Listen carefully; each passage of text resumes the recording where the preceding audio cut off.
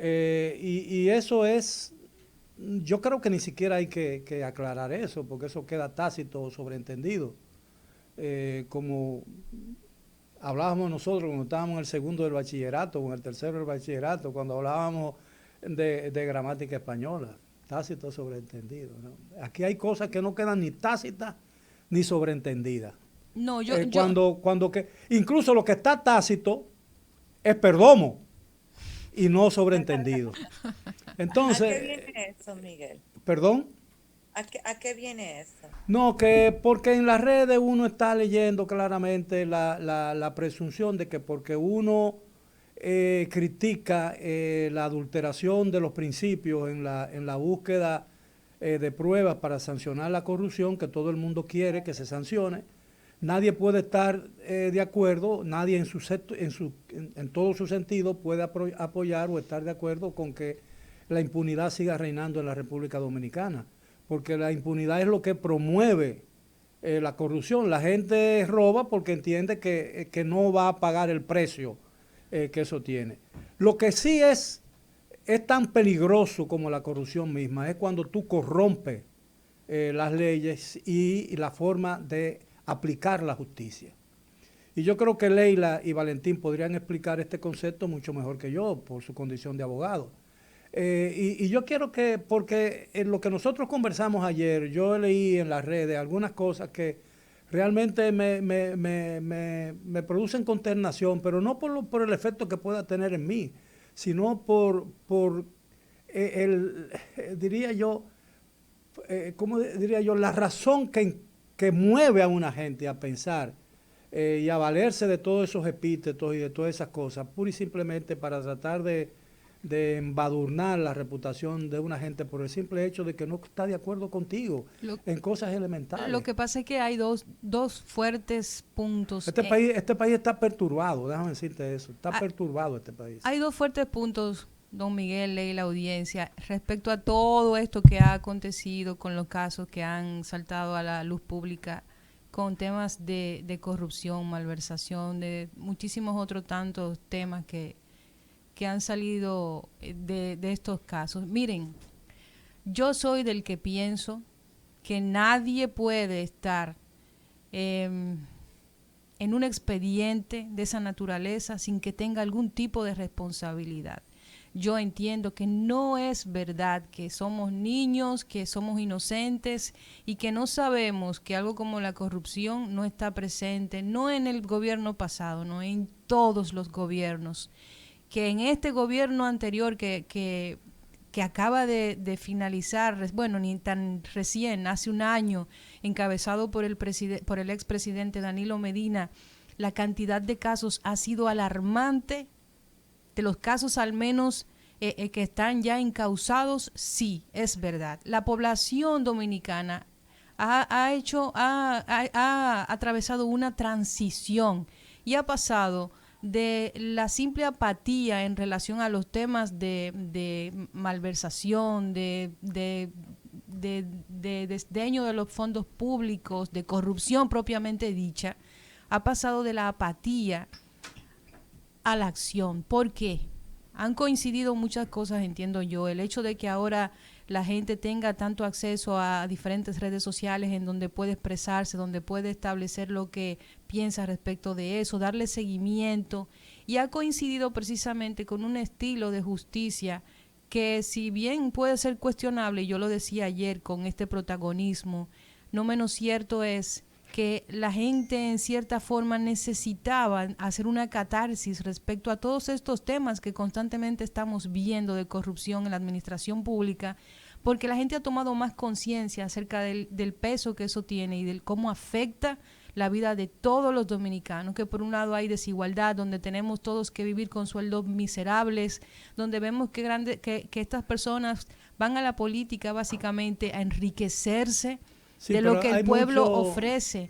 Pero yo entiendo la parte de la forma, y era lo que le decía ayer al senador. Yo entiendo la parte de la forma, entiendo que debe mejorarse la forma en que se está llevando el tema judicial. Sin embargo, hay un fondo que no se puede negar, sí, y parte pero importante de que el PLD reestructure su fuerza política debe ser asumir que sí, que hay un problema, que Pero, hubo Olga, un problema. Olga, pero el problema radica en el hecho de que es evidente, y yo estoy de acuerdo contigo, debe haber alguna forma de vinculación. Pero también eso implica una presunción de culpabilidad y ya ha pasado casi 15 meses y todavía no han presentado una sola prueba contundente de las cosas. Y lo mismo ocurrió con el caso de Brecht, que fue mal dirigido, mal enfocado, evidentemente. Tiene que haber, y hay mucha corrupción, y la corrupción ha estado presente en la vida nacional desde la misma fundación de la República. Lo que pasa es que también aquí uno ve y observa en esta oportunidad también muchas cosas como personales, de carácter personal. Sí, eso es una realidad. Y eso está contaminando los expedientes. Lo crítico y lo que me preocupa a mí, lo que verdaderamente me preocupa a mí es que diría yo, la prostitución de esos expedientes, porque han sido muchos prostituidos, pueda dañar y quitarle efecto y diría yo, y credibilidad a ese esfuerzo que se está realizando o que debió haberse realizado o que debe realizarse todavía contra la corrupción administrativa, porque la corrupción no se ha parado nunca en este país. Ha tenido una dimensión más grande que otro tipo de dimensión, dependiendo de la época. Pero tú no puedes medir la corrupción por los montos, porque hay veces que una corrupción de $1,000 produce más daño que una corrupción de 100 millones de dólares, dependiendo de qué se trate. Depende de qué se trate, lo que le llaman el efecto mariposa. O sea, Exactamente. Pero miren, justamente hoy es el día de la corrupción, casualmente nosotros hablando de ese tema.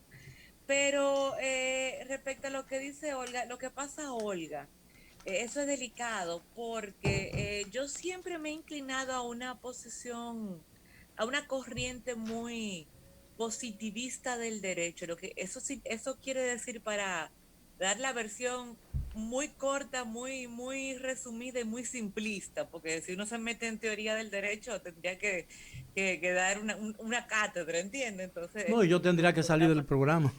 Es un programa limitado y corto, o sea, pero la posición más, la versión más corta y simplista, la explicación más simplista, una visión muy objetiva, poco interpretativa, porque cuando tú eres muy subjetivo en la interpretación del derecho, tú corres el riesgo de aplicar, en el caso de los jueces, por ejemplo, para los amigos la justicia y para los enemigos la ley, ¿entiendes?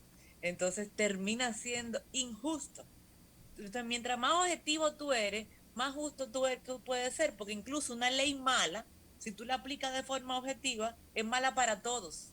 Entonces es igualmente mala para todos, por ende es justa, porque es mala para todo por igual. Pero por eso digo, Leila, entonces, que son dos factores que tienen que ver aquí. Está el tema de las formas. A lo que voy con eso es que hay que tener cuidado con una visión muy subjetiva del derecho en el caso de los jueces y los fiscales en la aplicación y de darle ese poder a jueces y fiscales, porque hoy puede ser con gente que quizás sí tenga faltas, pero mañana puede ser con gente con la cual ellos tengan problemas personales pura y simplemente. Claro, ¿Entiendes? es un vendetas judiciales. O que le quitaron un marido, o que tienen un pleito con un primo, ¿entiendes? No, con la que tengan problemas personales. Tú tienes razón, vendetta judicial. Exacto. Mira, lo que preocupa aquí, lo que mucha gente está observando, yo entre ellas, es que parecería que se están buscando una condena mediática que va a ser imposible o va a ser más difícil conseguir en un tribunal. Y ya hay gente condenada. Moralmente están condenadas. No importa que haya pruebas o no haya pruebas en su contra. Ese es el problema. Ese es el problema. Y todos estos, que me perdonen a mí los abogados y que me perdonen a mí si me equivoco, y me doy 3 golpes en el pecho pidiendo mi liberación. Pero la verdad es que ya hay gente aquí que va a resultar muy difícil que se pueda de su vida se pueda desprender de toda esa anatema que ha caído sobre ellos. Y sobre sus hijos. Usted lo dice tan lindo, anatema. No, sobre sus hijos, sobre sus nietos, sobre toda su familia y su vida misma. Esa gente ya no van a encontrar lugar en espacio en la sociedad dominicana. Ese es el problema. Hay que tener mucha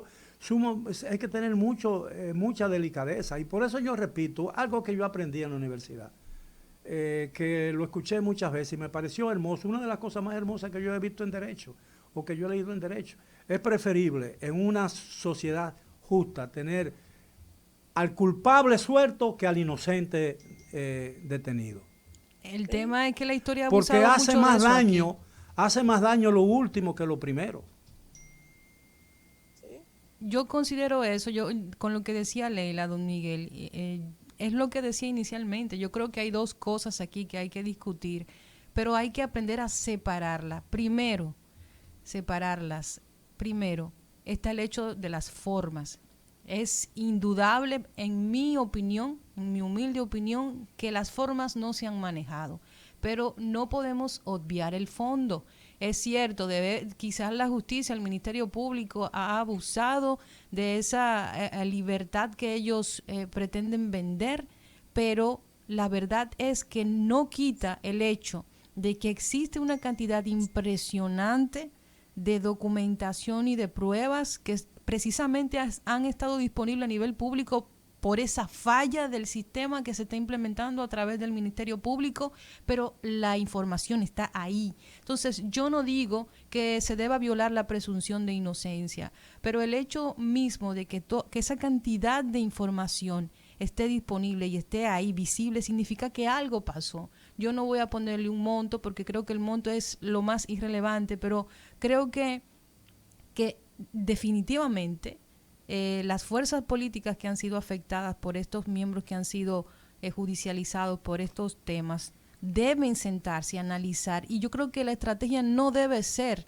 estar a la defensiva. Yo creo que hacer un mea culpa y tratar de empezar un nuevo camino es mejor, porque mientras más lo niegan, entonces la población reacciona de mayor forma a lo que parece evidente. Yo sé que a nivel legal no es así, no funciona así, pero yo estoy hablando desde un punto de vista sociológico. Y yo creo que eso se debe tomar en cuenta, sobre todo para el partido que ha sido más afectado con estos casos, para establecer una estrategia de reinicio de lo que plantea, lo que se plantean como fuerza política. Yo no te voy a quitar razón, tú tienes mucha razón y yo creo que esos argumentos son muy válidos y mucha gente lo elabora y saca conclusiones con relación a él. Pero lo fundamental en este caso es que hay gente presa desde hace más de un año a la que no se le ha probado culpabilidad todavía. Entonces, eso no es justicia. Digan de mí lo que quieran, acúsenme de cualquier cosa, díganme, estoy acostumbrado a oír cualquier epíteto. En la campaña electoral escuché, engrasé y abulté mi diccionario porque escuché cosas de mí que no pensé que existían en la gramática española. Yo sí creo que la gente que se lo está tomando personal. Creo que eso sí es completamente así. Pero hay gente, ¿cuál es el problema? Que no se ha podido justificar ni explicar bien. ¿Por qué hay tanta gente presa si en otros juicios tan importantes como este, en el tema de la corrupción, no pasó nada estando los acusados en sus casas? Todas las personas que han sido detenidas no han rehuido a la justicia porque fueron cada vez que se le llamó a la fiscalía y esperaban horas de la noche cuando está prohibido, según los abogados, y Leila me puede corregir, que está prohibido allanar una vivienda personal a determinada hora de la noche o después de las 6 de la tarde. Hay algunas excepciones en las cuales ellos se amparan. Bueno, está bien. Si hay un caso de gravedad, de un terrorismo, yo sé que hay excepciones. Pero no puede haber excepciones en el caso de Torres Roviu. Eso fue burdo porque él incluso ese mismo día él fue. Y fue 6 veces, puso su cargo a la orden del presidente. Se fue, juramentó, asistió a la toma de posesión de quien lo sustituyó. Ese hombre estaba disponible a cualquier hora del día. Y el día que fue y se presentó la última vez, lo entrevistaron o lo interrogaron por 4 o 5 horas. Se fue para su casa y esperaron las 10 de la noche para irlo a asaltar a su casa, porque eso fue un asalto, en presencia de sus hijos, de su esposa y creo que de su madre o la mamá de la esposa. Eso es insólito, eso es inaceptable. De cualquier punto, puede ser el criminal más grande del mundo, pero eso no se hace. Eso no se hace y eso prostituye la justicia, eso habla mal de la justicia dominicana y contamina el proceso. Ese proceso está contaminado para mí, está contaminado. ¿Entiendes? Esa gente, la mayoría de esa gente que está presa pudiera estar, porque ninguno de ellos se opuso y acudió personalmente a la... ¿cómo se llama? La Procuraduría. Hicieron algo indebido, algo que no se hace, porque hasta contra el peor de los criminales en el ámbito de la justicia, porque la justicia hay que respetarla, no respetar al criminal, pero hay que respetar el derecho y respetar a la justicia. En el caso de Jan Alain... El debido proceso también. ¿Perdón? El debido proceso. El debido proceso. En el caso de Jan Alain se dio algo vergonzoso que debería avergonzar a quienes lo hicieron. Después que cuando decidieron, él se presentó y cuando decidieron arrestarlo, le pusieron un casco protector, le pusieron esposa y lo pasearon por los pasillos de la Procuraduría.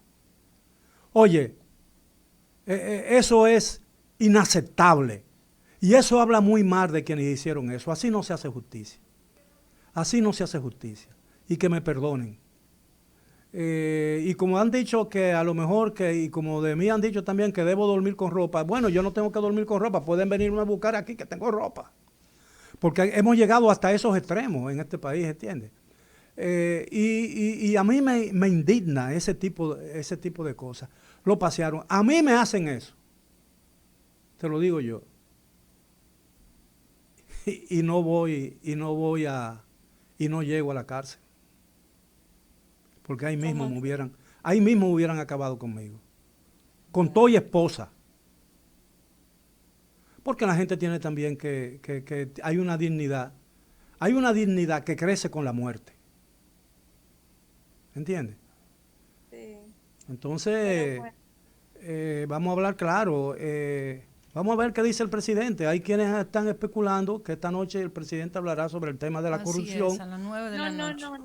No es sobre la corrupción. Bueno, está bien, pero que a propósito de conmemorarse hoy por primera vez el Día Internacional de la Corrupción, que recientemente ha sido adoptado por va a mencionar ese tema, el discurso no es sobre eso. No quiero decir que yo sé de qué se trata y no lo voy a decir para no matarle el gallo en la funda. La primicia, como digo, pero el gallo en la funda. Vamos a hacer sancocho con el gallo. Pero déjame decirte algo. No la primicia porque es algo bueno. Si fuera algo malo, yo lo dijera, pero como es una buena noticia que él va a dar, el discurso se convocó así rápido, lo pero tan insoportable hoy, para dar una buena noticia, entonces no le voy a matar su primicia. Yo te voy a decir, como dijo una vez Balaguer, refiriéndose a un caso que involucraba al entonces vicepresidente de la República en relación con el tema del azúcar, que dijo, importante para quién, Guerrero. Bueno, dice la reseña que el presidente Luis Abinader dirigirá Les aseguro que es una buena noticia para el país, se los aseguro. Es algo bueno para el país. ¿Va a renunciar a alguien? ¿Va a renunciar? ¿Van a prohibir los reggaetoneros y los motoristas? No. Es algo bueno que se logró, que algo que él había parece que va a renunciar a alguien importante, si es algo bueno. No, es algo que él había anunciado, algo que le había prometido el 27 de febrero, pero o sea, era una promesa, no era un hecho, era una promesa, y que se logró. Y entonces lo va a anunciar esta noche, que constituye un ahorro de gran importancia para el país. Bueno, vamos a medirlo mañana con el barómetro.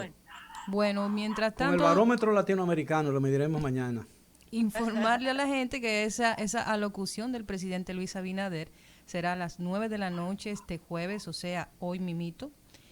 Según informó el señor Homero Figueroa, que es el director de Estrategia y Comunicación. Se hará como se estila, será transmitido por una cadena de radio y televisión Y la reseña dice, Leila, que este jueves 9 se celebra el Día Internacional contra la Corrupción. Porque están especulando los medios que creen que tiene que ver con eso, pero no. Incluso si te fijas, fue algo que se armó rápido, Sí. porque fue, o sea, fue algo que ocurrió rápido, porque se estaba negociando un asunto, ¿verdad? Ajá. Y ocurrió rápido, entonces amerita que sea el presidente que lo anuncie por la dimensión de lo que se trata, ¿no? Mira, yo Chan. sigo insistiendo y no quiero criticarlo, porque yo no soy quien para criticar y ni sugerir nada a un gobierno, ni siquiera a terceros, porque todo el mundo es dueño de lo que hace. Y por supuesto paga el precio de lo que hace. Pero a mí me parece que el presidente se está haciendo omnipresente. Y esa omnipresencia presidencial a veces da la falsa ilusión o la falsa impresión, y lo digo en beneficio suyo, de que el jefe del Estado necesita sentirse como tal. ¿Entiende? Como diría el profesor Juan Bosch, ¿comprende? Comprendo. Yo sí pienso que el presidente debería dosificarse. Yo estoy completamente de acuerdo en esa parte. Entiendo que cuando hay cosas importantes que anunciar, sin duda debes hacerlo Él estuvo hoy en una actividad importante en la mañana, tuvo una actividad muy importante en la tarde y va a hablar esta noche algo muy importante. Bueno. Pero yo le voy a decir algo en eso. Yo estoy completamente de acuerdo y siempre he sido crítica con el tema de la estrategia de comunicación del gobierno, incluyendo la sobreexposición del presidente. Yo critico el tema de que él haga público casi siempre como si fuera el vocero del gobierno.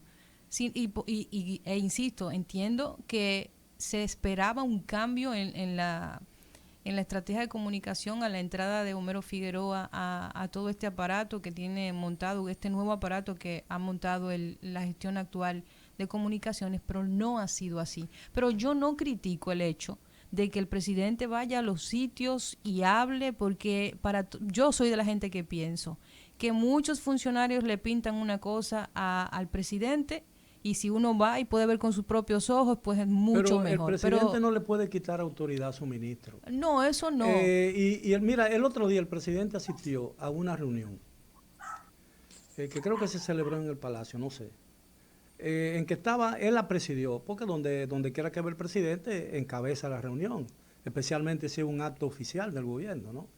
Y firmaron un acuerdo entre el ministro de Educación y el ministro de Deporte y el presidente de la República. Es decir, un programa de cooperación entre dos ministerios, un acuerdo que también firma el presidente. Es decir, el presidente firma un acuerdo con dos subalternos como si fueran pares. ¿Tú entiendes lo que yo te quiero decir? Es un mal enfoque de la comunicación, para darte la razón a ti. Tú te preguntas, bueno, ¿y qué es esto? ¿Por qué el presidente tiene que firmar un acuerdo de cooperación donde no había de por medio un poder del presidente de la República entre educación y el deporte para mejorar, creo que la enseñanza o la práctica deportiva a cierto nivel escolar?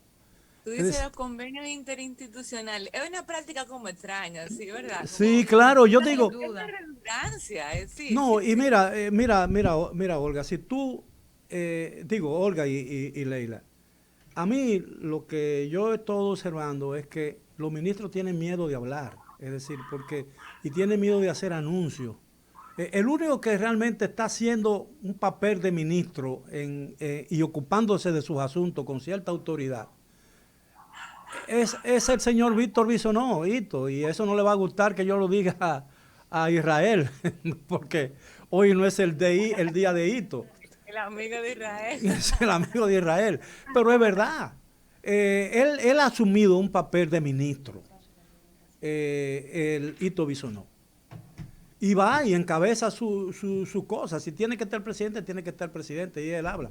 Pero el presidente a veces habla y tiene el discurso y las palabras principales. Es un acto privado y él habla exaltando lo que le correspondería exaltar al dueño de la fiesta o al dueño de la actividad. Así es. Bueno, Leila, ya tenemos a nuestro invitado en la línea, así que paso contigo. No, pasa con Gabriel. ¿Qué pasa con Gabriel? Rumba 98.